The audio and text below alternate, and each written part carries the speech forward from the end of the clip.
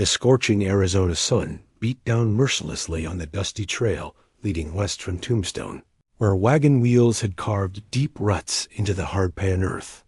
It was August 1882, and the heat shimmered like liquid glass across the endless expanse of desert scrubland. Along this desolate stretch, a weathered canvas-covered wagon sat motionless, its two oxen pawing restlessly at the ground, their heads hanging low in the oppressive heat. Inside the wagon, 26-year-old Margaret Sullivan lay dying on a pile of moth-eaten blankets, her once vibrant auburn hair now matted with sweat and dirt.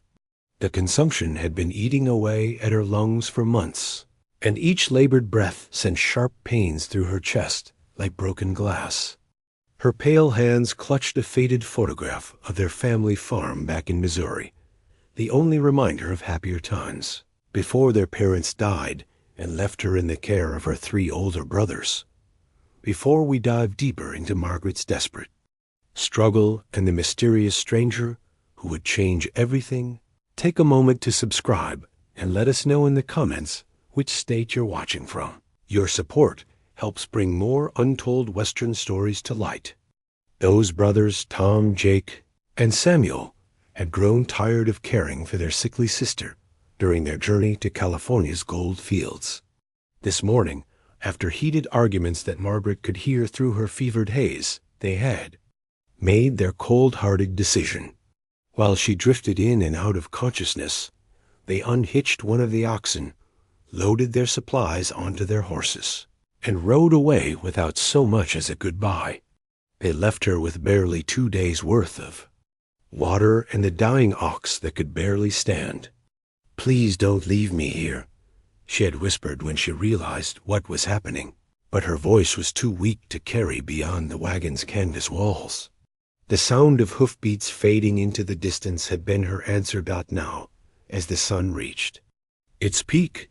Margaret knew she would not survive another night. The fever burned through her body like wildfire, and her water supply was nearly gone. She closed her eyes and tried to remember her mother's voice, singing lullabies on the front porch of their farmhouse, back when the world still held promise, and her lungs were strong enough to sing along. The silence of the desert was broken only by the occasional cry of a circling buzzard and the labored breathing of the dying ox. Margaret had long since stopped trying to call for help. The trail saw maybe 1 traveler a week, and she had no strength left to shout. It was then that she heard something unexpected, the steady clip-clop of horse hooves approaching from the east. Margaret's heart fluttered with a mixture of hope and fear. In this lawless territory, a lone traveler could just as easily be a savior or a threat. She tried to sit up, but the effort sent her into a violent coughing fit that left flecks of blood on her lips. The hoofbeats stopped just outside her wagon. Through the canvas, she could make out the silhouette of a man dismounting from his horse. He was tall and broad-shouldered, moving with the careful, measured steps of someone who had learned to be cautious in dangerous country. For several long moments, he stood perfectly still, as if assessing the situation. "Hello?" Margaret called out, her voice barely above a whisper. "Is someone there?" The stranger approached the back of the wagon slowly. When he pulled back the canvas flap, Margaret found herself looking into the weathered face of a man she guessed to be in his early 40s. His dark hair was streaked with premature gray at the temples, and his blue eyes held a depth of sadness that spoke of losses she could only imagine. He wore a simple brown leather vest over a faded blue shirt, and a well-maintained Colt revolver hung at his hip. What struck her most was not his appearance, but his silence. He looked at her for a long moment, taking in her condition, the abandoned wagon, the dying ox, and the obvious signs that she had been left to die. His jaw tightened slightly, but he said nothing. "My brothers," Margaret began, then dissolved into another coughing fit. When she recovered, she tried again. "They left me. The consumption. They said I was slowing them down." The stranger's expression didn't change, but something in his eyes grew harder. Without a word, he walked around the wagon, examining the scene.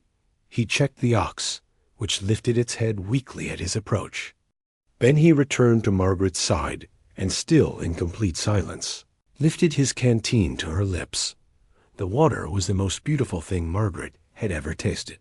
It was cool and clean, and as it flowed down her parched throat, she felt a spark of hope kindle in her chest. The stranger watched her drink with careful attention, making sure she didn't take too much too quickly. When she had drunk her fill, he gently lowered her head back to the makeshift pillow. Without speaking, he began to work with quiet efficiency, adjusting her blankets and positioning her belongings to create better ventilation in the stifling wagon.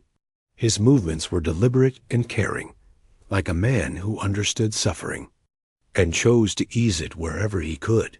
Margaret watched him through half-closed eyes, trying to understand this silent guardian who had appeared just when death seemed certain. There was something deeply comforting about his presence, even without words. His very stillness spoke of strength and reliability in a world that had shown her precious little of either dot as the afternoon heat began to ease slightly. The stranger set up a canvas tarp between the wagon and a nearby mesquite tree, creating blessed shade. Margaret felt the temperature drop several degrees almost immediately, and for the first time in days, she could breathe without feeling like her lungs were on fire. The silent cowboy had saved her life, though she didn't yet know his name or understand why he had chosen to help a dying stranger. All she knew was that she was no longer alone in the vast desert. And for now, that was enough. Chapter 2. The silent guardian, the man who had appeared like an apparition from the desert heat, was named Ezra Blackwood, though Margaret wouldn't learn his name for several days. At 43 years old, Ezra had spent the better part of 2 decades working as a ranch hand, cattle driver, and occasional bounty hunter across the territories of Arizona and New Mexico. The deep lines etched around his eyes spoke of countless days squinting into the desert sun, while the careful way he moved suggested a man who had survived more than his share of dangerous encounters. But it was the profound silence that defined him most. Ezra had not spoken a word to another human being in over 3 years, not since the day he buried his wife Sarah and their 8-year-old daughter Emma after a cholera outbreak swept through the mining town of Silver Creek. The grief had settled into his chest like a stone, and with it came a quietness that seemed to emanate from his very soul. Words had failed him when he needed them most, failed to comfort his dying family, failed to express his anguish, failed to make sense of a world that could be so cruel to the innocent. Now, as he looked down at the dying woman in the wagon, something stirred in that carefully guarded heart. Margaret's situation reminded him too much of his own family's final days. The helplessness, the fever, the way hope could drain from a person's eyes like water from a broken vessel. But unlike with Sarah and Emma, he had arrived in time to help. This time, maybe, he could win a battle he had already lost once before. Without speaking, Ezra began to work with the methodical precision that had kept him alive in hostile territory for so many years. He unhitched the dying ox and led it to a patch of sparse grass near a cluster of desert willows where it might find some comfort in its final hours. The animal was beyond saving, but Ezra believed in allowing dignity even in death. He had learned that lesson the hard way, watching his daughter slip away in a cramped mining camp with nothing but rough boards and canvas for shelter. Returning to examine Margaret more closely, Ezra recognized the symptoms immediately. The wasting, cough, the fever, the pale complexion marked by those telltale flushed cheeks. Consumption had taken many good people he'd known, including his own mother years before he'd ever met Sarah. It was a slow, cruel killer that gave hope with good days and snatched it away with bad ones. But caught early enough, with proper care and nutrition, some people could recover. Margaret was young and had clearly been strong before the illness took hold. There was still a chance. Margaret watched him through half-closed eyes as he worked, noting the gentle competence in his movements. There was something deeply reassuring about his presence, even without words. His actions spoke of experience with caring for the sick, and she found herself trusting this silent stranger in a way she hadn't trusted her own brothers. As the afternoon wore on, Ezra set up a proper camp around the wagon. He strung the canvas tarp more securely, creating a larger area of shade that would protect Margaret from the sun's movement across the sky. From his pack, he produced supplies that spoke of a man who lived carefully and self-sufficiently: dried beef, hardtack, coffee, beans, medicinal herbs, and most importantly, 3 full canteens of water and a collapsible pot for boiling. When evening came and the desert air began to cool, Ezra built a small, controlled fire using dried wood he'd gathered during his afternoon rounds. The orange flames danced against the darkening sky, and Margaret felt safer than she had in months. She watched as he prepared a simple but nourishing broth using some of his dried meat and wild herbs he had identified and collected: desert sage, creosote, and something else she couldn't identify that smelled faintly of mint. The aroma made her stomach clench with actual hunger for the first time in weeks. Ezra brought the warm broth to her in a tin cup, supporting her head with one strong hand while she sipped it slowly. The nourishment spread through her body like warmth from the fire, and she felt strength returning to her limbs. "Why are you helping me?" she asked softly when she had finished the broth. "You don't even know me." Ezra was quiet for so long that Margaret thought he might not answer at all. He sat on his heels beside the wagon, his weathered hands resting on his knees, staring into the fire with eyes that held memories too painful to share easily. When he finally spoke, his voice came out rough as sandpaper from disuse. "Nobody should die alone in the desert," he said simply. The statement carried the weight of profound personal loss, and Margaret understood instinctively that this man knew something about dying alone, about being unable to save the people who mattered most. She wanted to ask more, to understand the sadness she saw in his eyes, but exhaustion was overtaking her, and she fell into the first peaceful sleep she'd had since her brothers had made their heartless decision. Throughout the long night, Ezra kept faithful watch. He fed the fire periodically, checked on Margaret's breathing, and listened to the sounds of the desert: the distant howl of coyotes, the rustle of small creatures in the brush, the soft whisper of wind through the sage. His vigil was not born of mere duty or obligation, but of something deeper, a recognition that this woman's life had value, that her brother's abandonment was a cruelty that demanded correction, and perhaps that he had been given a second chance to save someone when it mattered most. As dawn approached and painted the eastern sky in shades of pink and gold, Margaret stirred to find Ezra still there, still watching over her with patient devotion. The sight brought tears to her eyes, not from sadness, but from a gratitude so profound it threatened to overwhelm her weakened heart. Chapter 3. The Road to Haven's Rest By. The third day under Ezra's careful tending, Margaret's condition had stabilized enough that she could sit up for longer periods without the world spinning around her. The regular meals of warm broth and the steady supply of clean water had worked small miracles, giving her body the resources it needed to begin fighting back against the consumption. Her fever had broken completely during the second night, leaving her weak but clear-headed for the first time in weeks. The violent coughing fits still came, but with less frequency and force. Ezra had made his decision sometime during that second night as he'd watched over her restless sleep. He would not abandon this woman to die, but neither could she recover fully in the exposed desert with only his basic supplies and limited knowledge of healing. The nearest town with a proper doctor was Cedar Ridge, over 40 miles south through rough terrain that would likely kill Margaret in her weakened state. But he remembered something from his cattle-driving days. a small settlement called Haven's Rest, built around a natural spring about 15 miles northwest. Haven's Rest wasn't much more than a trading post, a blacksmith shop, and a handful of adobe houses clustered around that precious water source.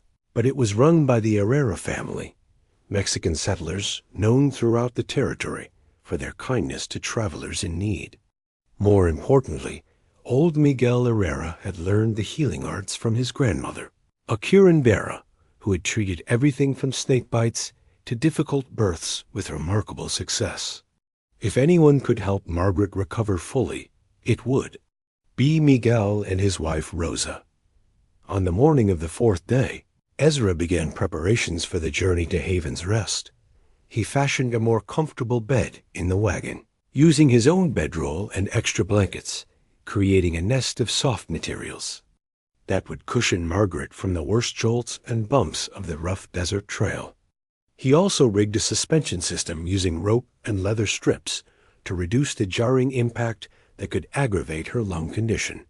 "Where are we going?" Margaret asked, watching him work with his characteristic methodical precision. "Place called Haven's Rest," Ezra replied, his voice growing slightly easier with each day of conversation. "Good people there. Man named Miguel knows healing." Margaret had learned to read the subtle expressions that crossed Ezra's usually stoic face.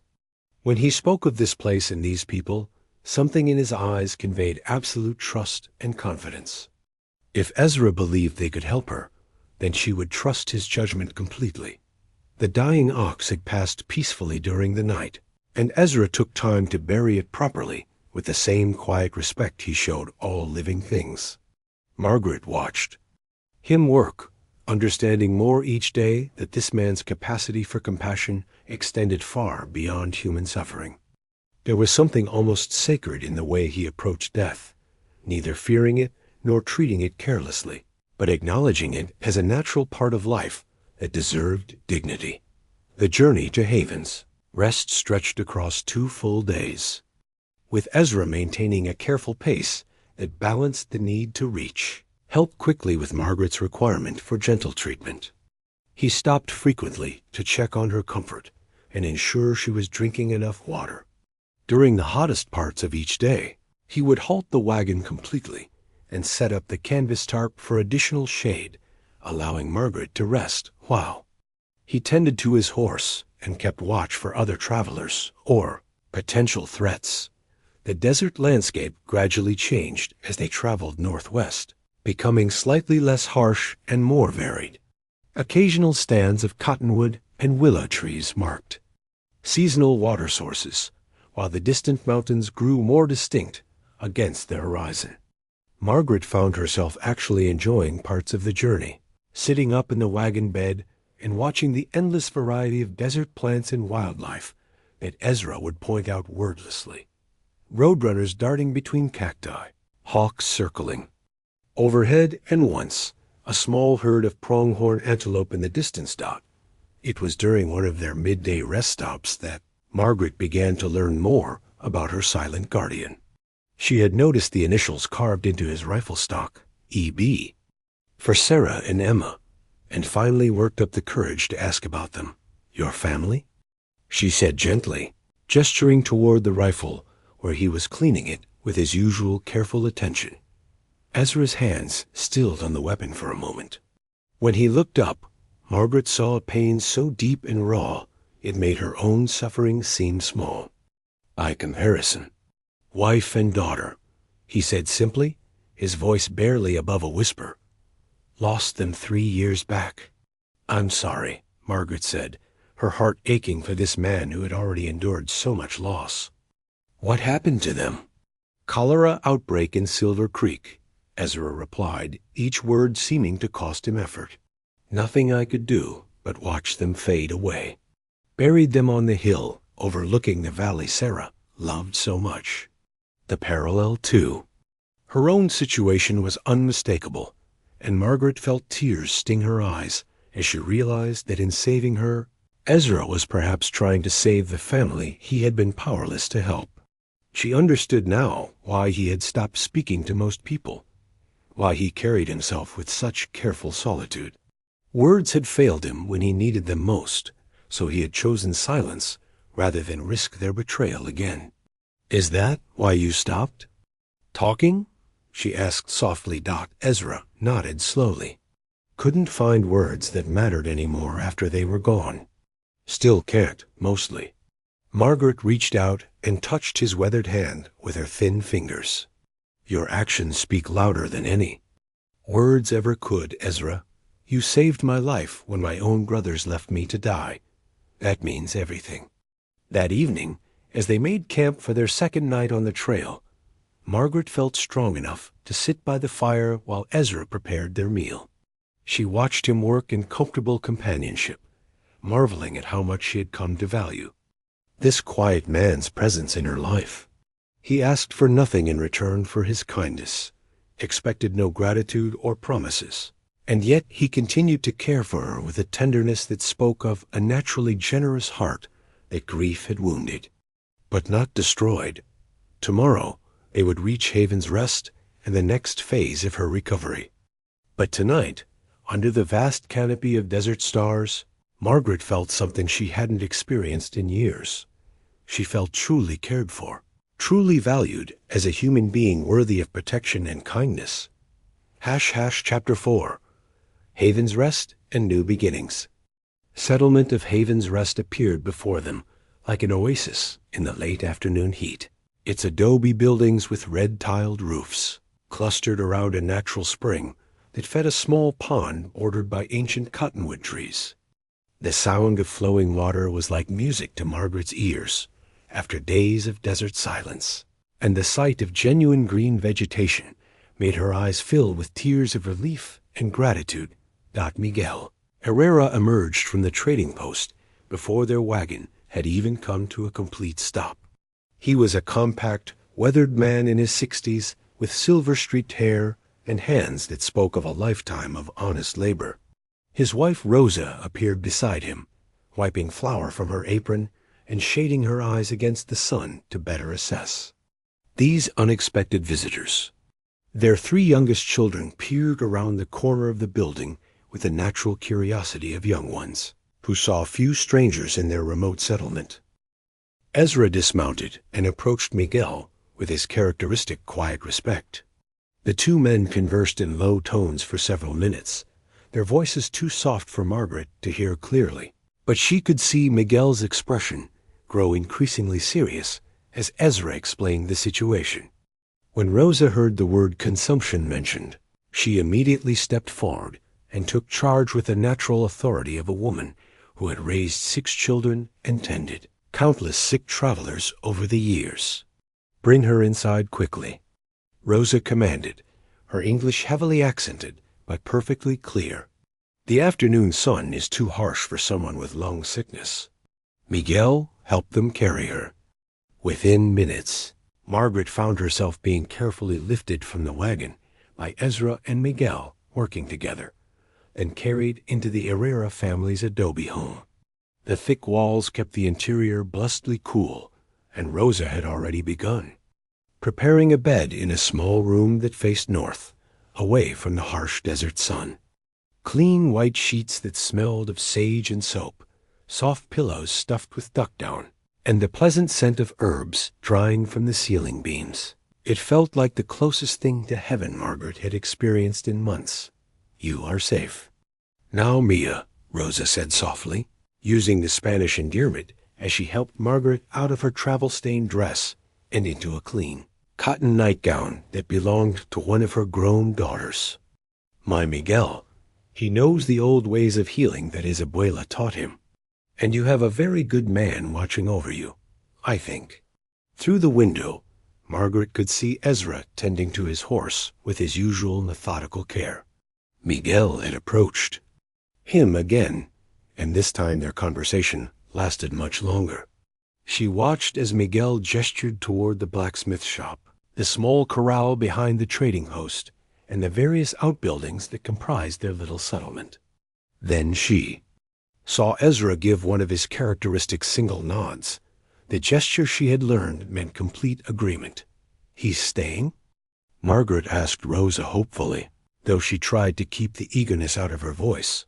Rosa followed her gaze toward the two men and smiled knowingly. See, he stays for now. Miguel has offered him work, helping with the horses and wagon repairs. We have much traffic here.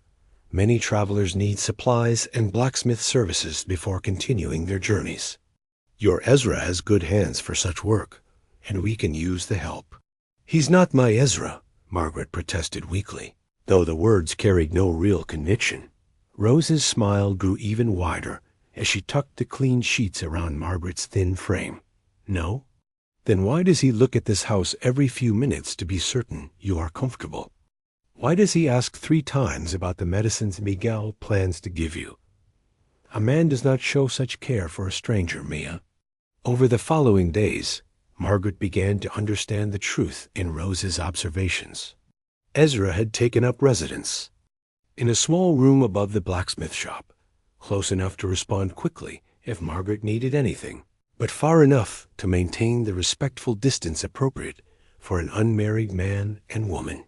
He worked long hours, helping Miguel with the steady stream of travelers who stopped at Haven's Rest, but he appeared at Margaret's door 3 times each day like clockwork, morning, afternoon, and evening, to check on her progress and ensure she had everything she needed.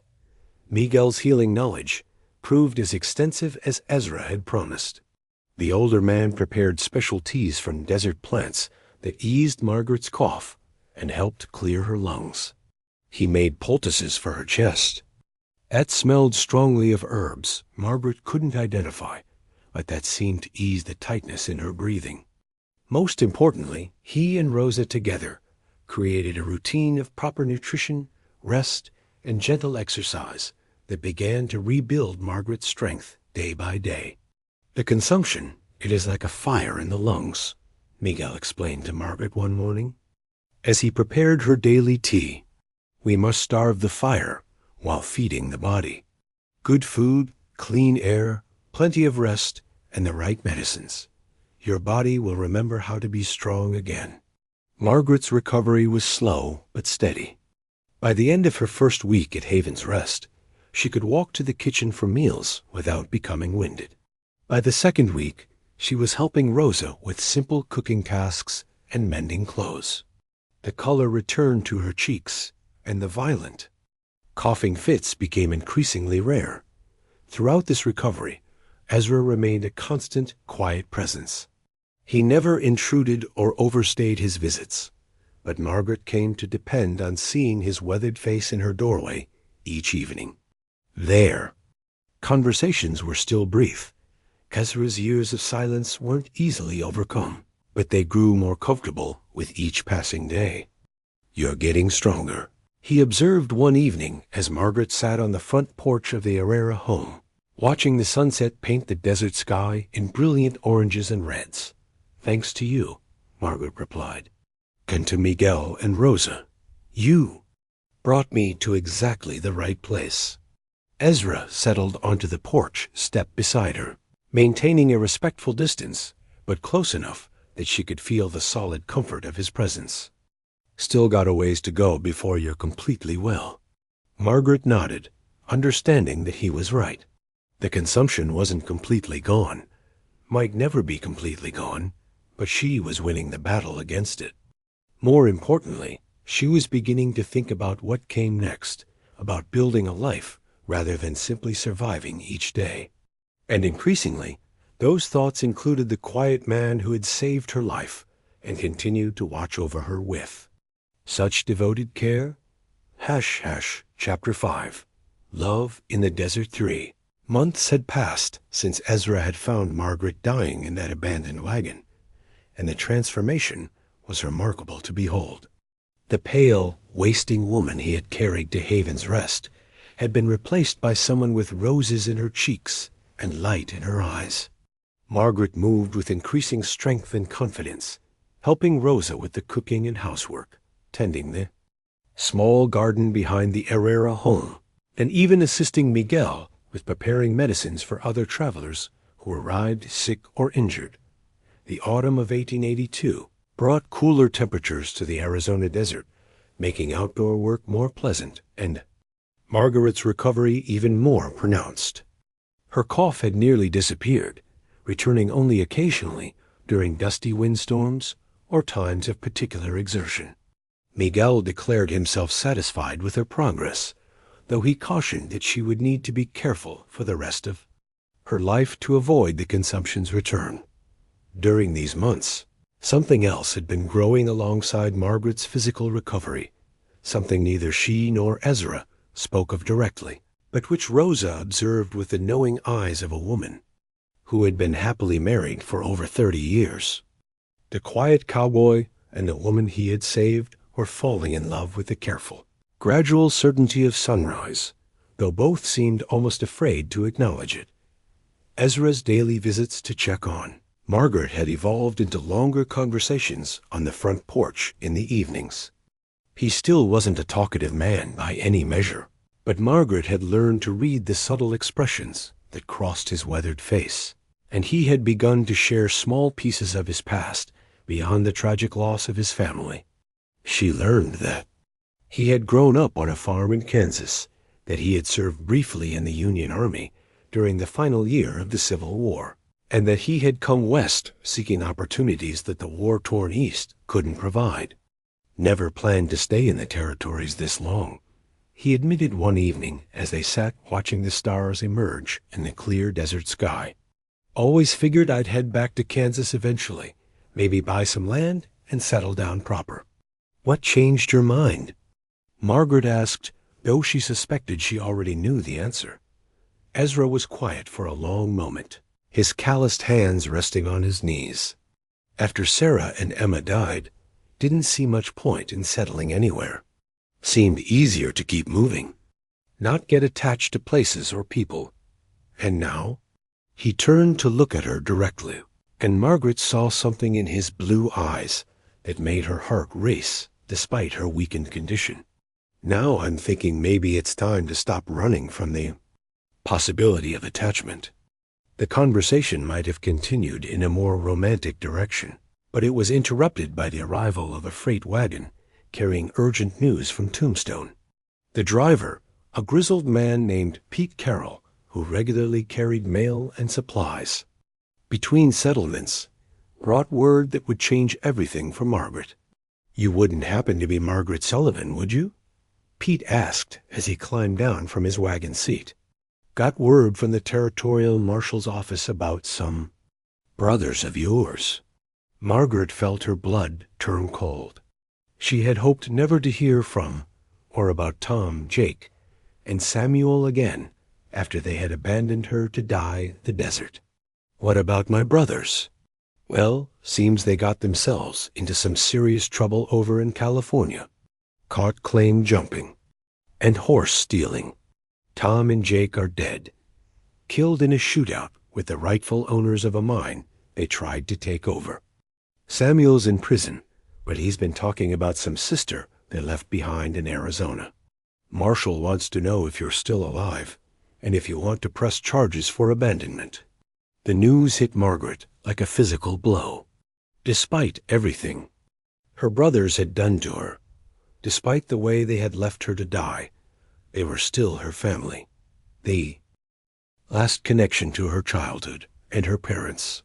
Learning of their deaths brought a complex mixture of grief, anger, and relief that she struggled to process. Ezra, who had been standing quietly nearby during Pete's announcement, stepped closer to Margaret's side. Without words, he offered the solid comfort of his presence, and Margaret found herself leaning into his strength as she absorbed the shocking news. I need some time to think about this, Margaret told Pete. The marshal's office? They can. Wait for my answer? Sure thing, miss. I'll be heading back to Tombstone in 3 days. Can carry your response then, whatever you decide. That night, Margaret found sleep elusive as she wrestled with conflicting emotions about her brothers and what their deaths meant for her future. She had been living in a kind of suspended state at Haven's Rest, focusing on recovery without making long-term plans. Now, suddenly, She was forced to confront the reality that she needed to build a permanent life somewhere. Somehow the next morning brought an unexpected conversation with Ezra that would resolve her uncertainty in the most wonderful way possible. She found him working in the blacksmith shop, repairing a broken wagon wheel with his characteristic attention to detail. "Been thinking about what Pete said yesterday," Ezra began without preamble, not looking up from his work. "About your brothers, and the marshal, and all." "I've been thinking about it too," Margaret replied. "I suppose I should go to Tombstone, speak with the marshal, maybe see about claiming whatever belongings they left behind." Ezra set down his hammer and finally met her eyes. "What if you didn't have to go anywhere? What if you had a reason to stay right here in Haven's Rest?" Margaret's heart began to beat faster as she recognized the significance of his words. "What kind of reason?" "The kind where a man asks a woman to marry him, if she's willing to take a chance on someone who's not much good with words, but who loves her more than he ever thought possible." The proposal was so quintessentially Ezra, direct, honest, and delivered with the same quiet certainty he brought to everything else in his life.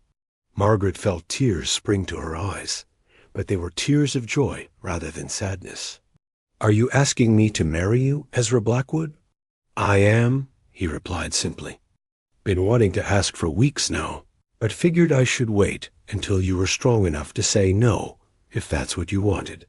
Margaret stepped closer to him, close enough to place her hand on his chest and feel the strong, steady beat of his heart. "I don't want to say no, Ezra. I want to say yes. And I want to build a life with you right here, where you saved me and where I learned to be strong again." The kiss that followed was gentle and sweet, full of promise for a future neither of them had dared to hope for just months before. Outside the blacksmith shop, Rosa Herrera smiled to herself as she witnessed the moment that would transform two wounded souls into a family. Chapter 6. Building a future together. The wedding of Margaret Sullivan Ezra Blackwood took place on a crisp November morning in 1882, officiated by the traveling preacher who made his circuit through the desert settlements every few months. The ceremony was simple but heartfelt, held in the shade of the cottonwood trees beside Haven's Rest's precious spring, with the entire Herrera family and a handful of other local residents as witnesses. Margaret wore a dress that Rosa had helped. Her Sioux from blue calico, with delicate white lace at the collar and cuffs. The fabric brought out the color of her eyes and complemented her auburn hair, which had regained its natural luster during her months of recovery. Ezra stood tall and handsome in his best shirt and vest, his usually unruly hair combed back, and his boots polished to a shine that reflected the morning sun. The ceremony itself was brief, as befitted both Ezra's preference for few words and the practical nature of frontier life. But when the preacher asked if he took Margaret to be his wife, Ezra's "I do" rang out clear and strong, carrying the weight of a promise that everyone present knew he would keep until his dying day. Margaret's own vows were spoken through tears of joy, her voice steady despite the magnitude of the moment. "By the authority vested in me by the territory of Arizona, I now pronounce you husband and wife," the preacher declared.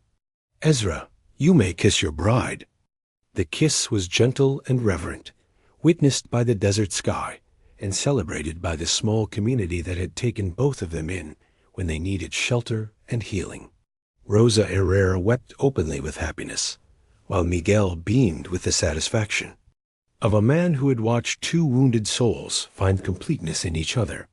The celebration that followed was modest but joyful.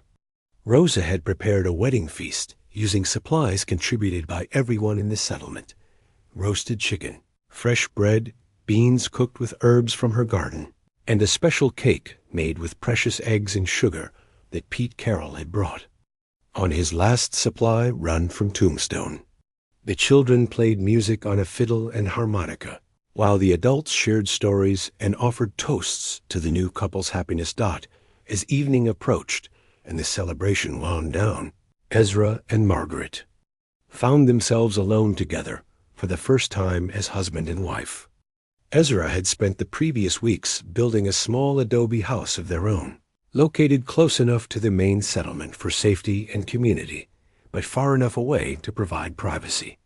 The house was simple but solid, with thick walls that would stay cool in summer and warm in winter, a stone fireplace, and windows positioned to catch the morning light without the harsh afternoon sun. "It's perfect," Margaret breathed, as Ezra carried her across the threshold in the traditional manner.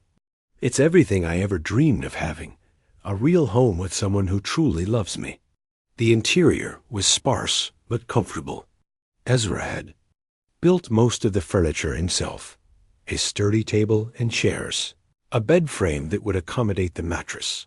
Rosa had helped Margaret stuff with cotton and feathers, shelves for their few belongings, and a rocking chair positioned near the fireplace where Margaret could sit and sew during the cooler months. "Figured we could add more as we go along," Ezra said, suddenly uncertain about whether his simple home would be adequate for his new wife. "Room for expansion when we need it." Margaret turned to face her husband, placing her hands on his chest and looking up into his eyes with perfect contentment. "Ezra Blackwood, this house could be a tent or a cave, and it would still be paradise because you're in it with me. You saved my life, and now you've given me a future I never dared to hope for." The early days of their marriage fell into a comfortable rhythm that suited both their personalities. Ezra continued working with Miguel at the blacksmith shop, his skills with metalwork and wagon repair making him an invaluable addition to the settlement services. His reputation for honest work and fair dealing spread along the desert trails, bringing more customers to Haven's Rest and contributing to the community's modest prosperity. Margaret found her own place in the community as well, using skills she had learned from her mother back in Missouri to help with cooking, sewing, and tending to sick travelers. Her experience with consumption made her particularly valuable in caring for others who arrived at Haven's Rest suffering from lung ailments or other respiratory problems. She worked closely with Miguel to learn more about desert plant medicines, becoming skilled at preparing the teas and poultices that had aided her own recovery. The winter months brought a different kind of beauty to the desert, with cooler temperatures that allowed for more comfortable outdoor work and occasional rains that transformed the landscape into a carpet of wildflowers. Margaret's health continued to improve in the dry, clean air, and by spring she was as strong as she had ever been in her adult life. It was during this time that Margaret received another letter from the Territorial Marshal's office, delivered by Pete Carroll on one of his regular supply runs. This time, the news was more positive. Her brother Samuel had died in prison, but not before revealing the location where he and his brothers had hidden a substantial cache of gold they had stolen before their final fatal criminal enterprise. Says here they found over $3,000 worth of gold dust and nuggets, Pete reported as Margaret read the official letter. "Since you're the only surviving family member and the original owners can't be identified, the territorial government is prepared to turn it over to you, minus their administrative fees, of course." Margaret looked at Ezra, who had been listening quietly to Pete's report. $3,000 was a fortune by frontier standards, enough to buy land, livestock, and supplies to establish a real ranch or farm. It was more money than either of them had ever dreamed of possessing. "What do you think?" Margaret asked her husband. Ezra considered the question seriously before answering. "Money won't bring your brothers back or undo what they did to you. But it could help us build something good here, maybe help other folks who come through needing assistance like you did." Margaret smiled, loving him even more for the generosity of spirit that made him think of helping others even when presented with unexpected wealth. "I think we should claim it," she decided. "But you're right about using it to help others. Maybe we could expand the settlement, build a proper clinic for Miguel, create a place where people can recover from illness or injury without having to travel hundreds of miles to find help. The decision made, Margaret wrote her response to the territorial marshal, authorizing the transfer of her brother's ill-gotten gains to her legal custody. She felt no guilt about accepting money that had been stolen.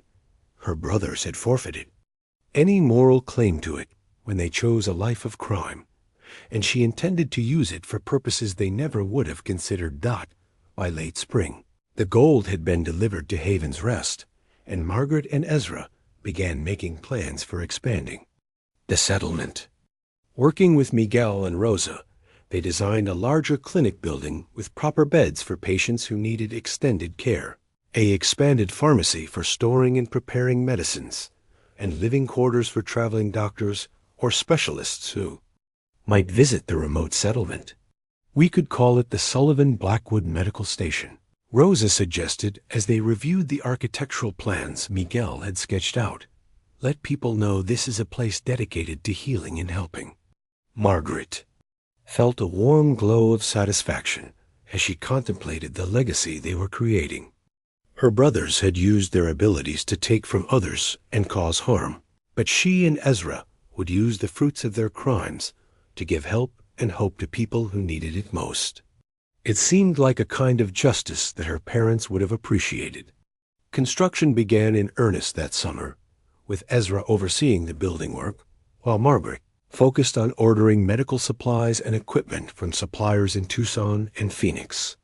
Word of the new medical facility spread along the desert trading routes, and they began receiving inquiries from doctors and healers who were interested in spending time at Haven's Rest to serve the scattered populations of the territory. As autumn arrived again, marking the first anniversary of their wedding, Margaret and Ezra stood together, surveying the expanded settlement that their love and determination had helped create. The medical station was nearly complete. The trading post had been enlarged to accommodate more travelers, and several new families had arrived to make Haven's Rest their permanent home. "You know what I love most about all this?" Margaret said, as they watched children playing near the spring while their parents tended to various settlement business. "What's that?" Ezra asked, slipping his arm around his wife's waist. "A year ago, I was dying alone in the desert, abandoned by my own family, and convinced that my life had no value or purpose. Now look at what we've built together, a place where people come to heal, where families can find safety and community, where hope lives again." Ezra pulled her closer, still amazed daily by the gift of her presence in his life. "Sometimes I think about that day I found you and wonder what would have happened if I'd taken a different trail, if I'd been just a few hours later." "But you weren't," Margaret replied firmly. "You were exactly where you needed to be, exactly when you needed to be there. We both were. Everything that came before, your losses, my illness, even my brother's cruelty, it all led us to this moment, to this life we're building together." Chapter 7, Legacy of Love and Healing 5. Years had passed since that fateful day when Ezra Blackwood found a dying woman abandoned in the Arizona desert, and Haven's Rest had transformed from a modest settlement into one of the most important medical and supply stations in the entire territory. The Sullivan Blackwood Medical Station, as it had come to be known throughout the region, served travelers, settlers, and native tribes alike, providing medical care, supplies, and safe shelter to anyone who arrived in need. Margaret, now 31, and glowing with health and purpose, had become renowned throughout Arizona territory as a healer and herbalist. Working alongside Miguel, she had mastered the art of desert plant medicine while also incorporating modern medical knowledge gleaned from the doctors and medical professionals who regularly visited their facility. Her own experience with consumption made her particularly sought after by patients suffering from respiratory ailments, and her success rate with such cases had become legendary along the frontier trading routes. Ezra, approaching his 48th birthday, had evolved from a silent, grief-stricken drifter into a respected community leader and businessman. His blacksmith and wagon repair services had expanded into a full-scale transportation hub, with a stable of horses available for rental, guides who could lead travelers safely through dangerous terrain, and a freight service that carried supplies between settlements across hundreds of miles of desert territory. More importantly, he had regained his voice in every sense of the word, becoming known for his quiet wisdom and fair dealing in disputes between travelers or business partners. The settlement itself now boasted nearly 50 permanent residents, including 2 other doctors who had chosen to make Haven's Rest their base of operations, a schoolteacher who taught the growing number of children, and a variety of craftsmen and merchants who served the steady stream of travelers. The original trading post had been expanded twice, and there was talk of petitioning the territorial government to officially incorporate Haven's Rest as a proper town.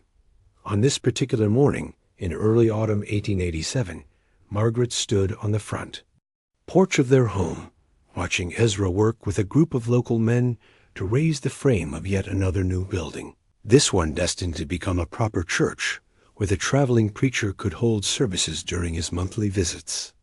Her hand rested unconsciously on her slightly rounded belly, where their first child was growing, due to arrive with the spring wildflowers.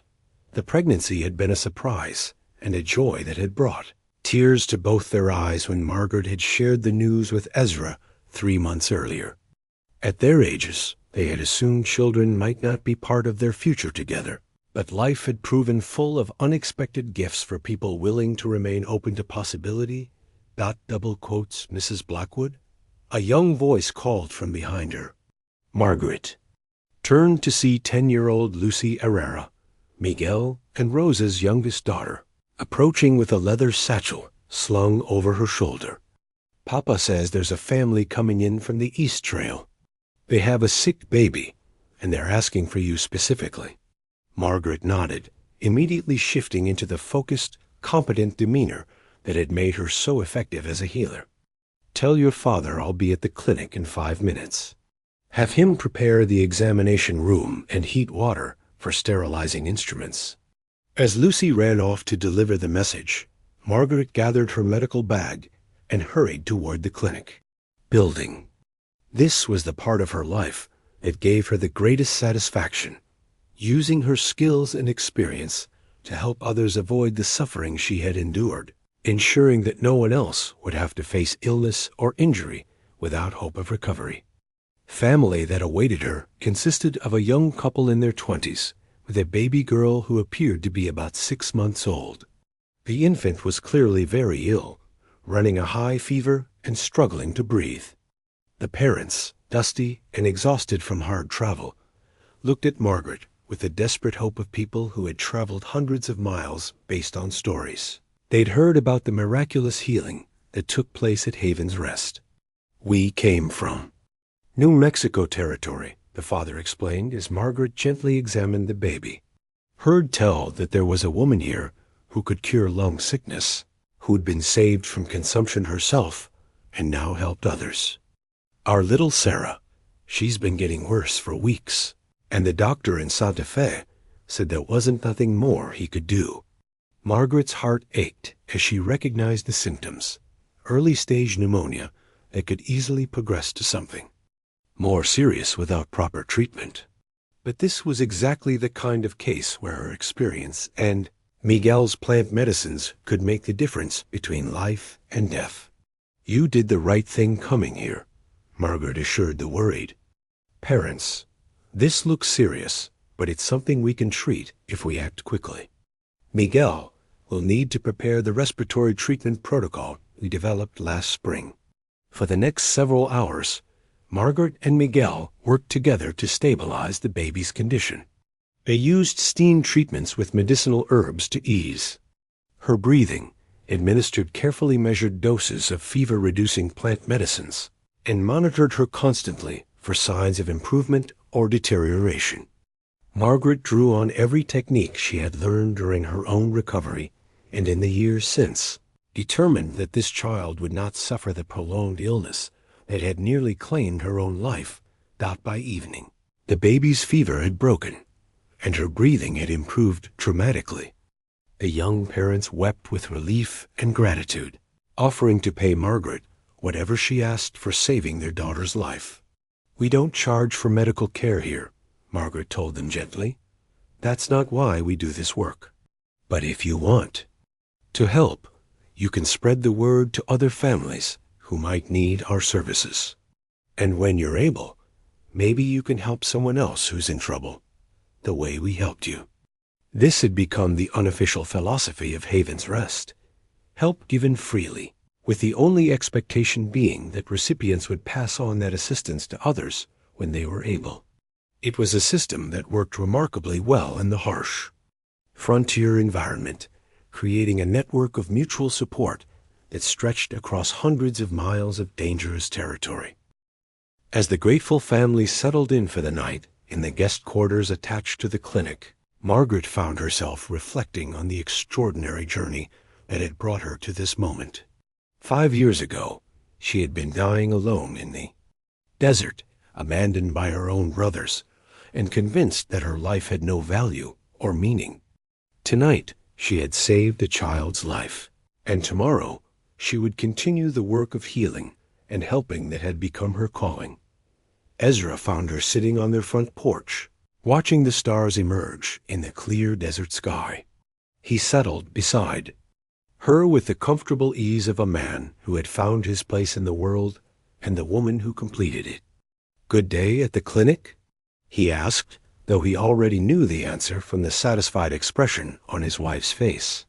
"Very good," Margaret replied, leaning into his solid warmth. "We saved a baby today. 6 months old, pneumonia. Parents who had traveled hundreds of miles because they'd heard stories about what we do here." "Stories like yours," Ezra observed. "Woman brought back from the edge of death by people who cared enough to help." Margaret smiled, placing her hand over his, where it rested on her knee. "Stories like ours," she corrected. "Because none of this would exist without you, Ezra. You're the one who chose to stop for a dying stranger. You're the one who brought me here and stayed to build this life with me." They sat in comfortable silence for a while, listening to the peaceful sounds of their thriving community settling in for the night. Children's laughter echoed from the Herrera house, where Rosa was undoubtedly telling bedtime stories. The sound of a harmonica drifted from the bunkhouse where the unmarried workers lived. Someone was singing a soft Spanish lullaby, probably one of the young mothers putting her baby to sleep. "You know what I think about sometimes?" Margaret said eventually. "What's that?" "I think about my brothers, and how they saw me as nothing but a burden to be discarded when I became inconvenient. And then I think about all the people we've helped here, the families like the one today, the travelers who arrive sick or injured, the people who come here to heal and then stay to help others. I think about how wrong my brothers were about the value of a human life." Ezra was quiet for a moment, considering her words. "Maybe they did you a favor without meaning to," he said finally. "If they hadn't abandoned you, I never would have found you. You might have recovered from the consumption in California, but you wouldn't have become the healer you are now. And I'd still be wandering the desert, running from my grief instead of building something meaningful." Margaret felt their baby move within her, a gentle flutter that reminded her of all the new life and hope that had grown from what had seemed like the end of everything. "Do you think our child will understand someday? How we found each other, how we built all this?" "I think our child will grow up in a place where helping others is as natural as breathing," Ezra replied, "where the idea of abandoning someone in need would be unthinkable. That's the best legacy we can leave, not just the medical station or the settlement, but the idea that every life has value and deserves protection." As they prepared to go inside for the night, Margaret took one last look around their thriving community. Tomorrow would bring new challenges, new people in need of help, new opportunities to make a difference in the harsh frontier world. But tonight, She was simply grateful for the silent cowboy who had refused to let her die alone in the desert, and for the love that had grown from that act of simple human kindness into something that touched hundreds of lives. The woman who had once been abandoned and left for dead had become a guardian angel for countless others, and the man who had lost everything to grief had found purpose in protecting and healing alongside the woman he loved. Together, they had proven that even in the unforgiving desert, love and compassion could flourish and grow into something that changed the world, one saved life at a time. ***, thank you for joining Margaret and Ezra's incredible journey from despair to hope, from abandonment to love. If this story touched your heart, please like this video and subscribe for more inspiring tales from the American frontier. Share in the comments which part of their story resonated most with you. Your engagement helps us bring more of these powerful human stories to life. ***.